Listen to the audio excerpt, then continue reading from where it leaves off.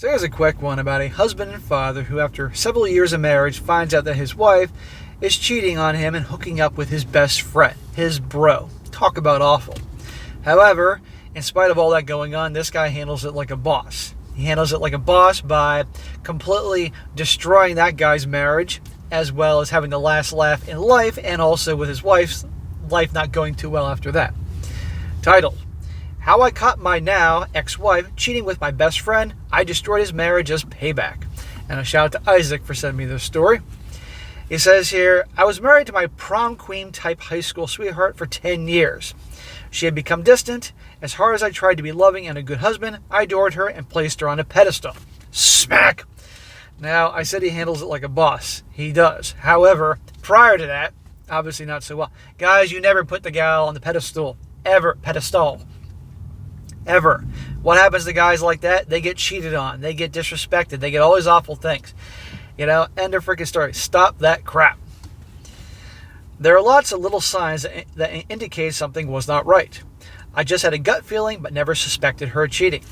You have to listen to your gut, gentlemen. Your gut is your truth, and your gut is pretty much almost always right. One time I walked into the study, and she quickly changed the screen on the computer and smiled at me before distracting me at the same and initiated some inane banter. The next day, I went to the computer and I installed spyware software on the computer that took a screenshot every 10 seconds and captured all keystrokes. I want to point out that this guy, I believe he says later on that he's an engineer or he's a tech guy or something.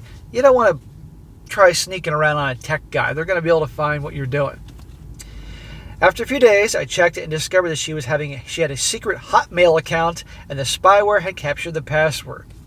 Hotmail, we're going way back in time. Now, I found out later on this story is from like 20 years ago, and it's not made up. A lot of people accuse this guy of making this up. I believe it's true. He's just reflecting on this story 20 years earlier. So I went into her account, and much to my horror, discovered 6 months worth of emails between her and, wait for it, my best friend. That takes it to a whole new low. It's bad enough she's cheating on this guy, but with his so-called best friend. But at the end of the day, who's worse, the wife or the best friend? The best friend, because bros before hoes. I read all the messages, hundreds of emails documenting their affair. Weekends away together when she told me she was at a conference or a training course. Midweek hookups while I was feeding and bathing our 2 young kids before bed. Effing each other's brains out in my bed while I was at work. I was stunned. My world came crashing down around me. I honestly went into shock. Something like this would kill some guys. I mean, oh my God. 6 months, this has been going on at least. All these messages. And he thought everything was okay up until recently. And she's claiming to go to work conferences and been hooking up with him during the week when he's taking care of the kids, hooking up in his house, in his bed. I mean, there's no punishment I can think of that isn't enough for these two. For a few days, I struggled, but I didn't say anything. She went away on a course the next weekend. I knew what she was really doing as I was checking the emails between them. Now here's my revenge. I printed off every single email between them for the 6 months. Over the weekend, while they were away, I went around his house and sat down with his wife, who was also a close friend and a lovely person. I handed her the ream of paper I had printed and sat there for 2 hours watching her read the emails. She was sobbing and crying as she read. That poor gal. But you know what? He did the right thing. She deserved to know. And probably at first she may not even wanted to hear this, but she needed to know.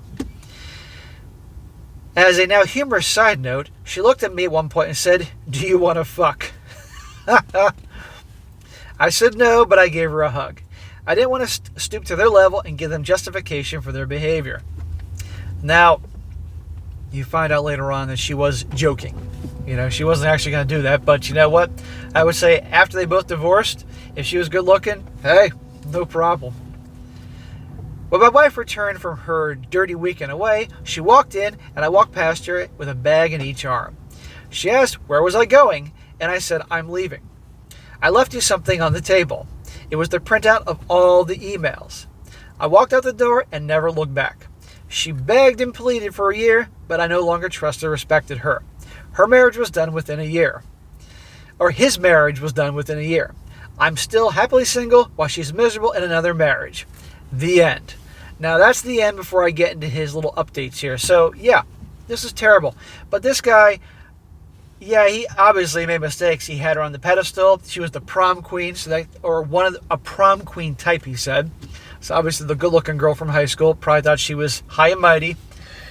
But women will cheat regardless. But when you put them on the pedestal, you make them out to be the sole reason that you live on this planet. That is just a recipe for freaking disaster. And look what happened. But this guy, he handled like a boss. Pretty humorous, might add. And end of it.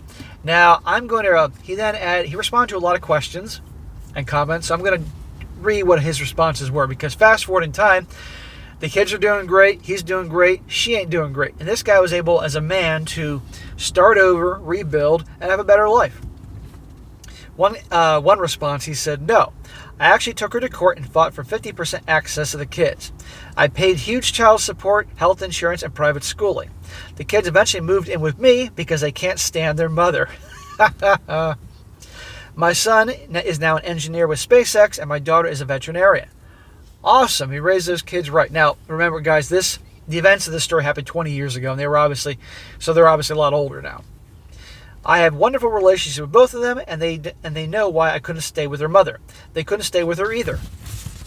Awesome. He says, yes, this was back around 20 years ago. My son was about 10 years old at the time, and my daughter 5 years old. He is now a SpaceX engineer, and she is a veterinarian. Email was the way back then, and spyware was readily available to download. I think I paid $10 for the software back then. That was the best $10 that guy ever spent. Another comment, he says, it's not fake. It happened exactly how I describe it. I should point out, though, that his wife was angry and joking about asking me to fuck. She had a wicked sense of humor and was very intelligent. There was never any intention to do it. Another one. Thank you all for your support. I have degrees in engineering and mathematics and have always written well and scored highly in English. The story is factual and happened about 20 years ago. I thought people would enjoy it, but most people want to criticize or think everyone needs ChatGPT to like them. Yeah, so guess what, guys? There are people out there that actually know how to write properly. It's very rare nowadays how you see that on Reddit because people are so used to these quick messages by text messages and stuff like that. And also, the school systems have failed miserably in teaching people, and a lot of people have terrible writing skills. But yes, you don't need ChatGPT or anything to write something well. I'm sure stories have gone through that have been done by ChatGPT, but this guy can actually write well. Another one. This occurred in Australia where there is no-fault divorce law. Shocker. It makes no difference who files, and either party can. I got the kids 50% of the time. I pay a lot of child support because I'm an engineer, and she was a nurse. She was a nurse. What a stereotype.